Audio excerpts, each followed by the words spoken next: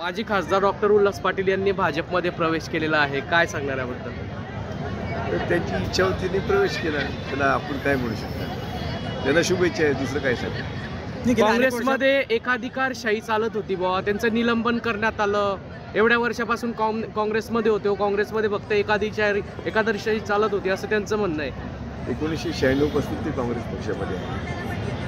2024ला त्यांच्याही लक्षात आलं की काँग्रेसमध्ये एकाधिकारशाही चालते.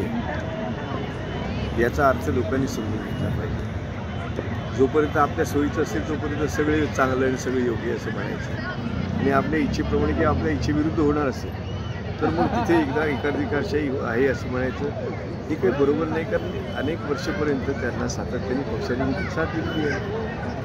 ज्यांना जायचं असेल तर ठीक आहे, त्यांनी विचार केला, त्यांना शुभेच्छा. परंतु अशा जे काही घडलं ते दुःखद आहे, यात काही शंका नाही. कारण काँग्रेसमध्ये भाजपात गेले, तुम्हाला काय वाटतं काय कारण असेल त्यांनी जाण्याचं? नेमकं काय करणार असेल जाण्याचं? आतापर्यंत जे भाजपमध्ये गेले त्याची काय कारणं होती सगळ्यांनाच माहिती आहे. तर मी वेगळं काय सांगतो? फक्त एवढंच आहे की आता जो तिथे गेला त्याला शांत झोप लागते.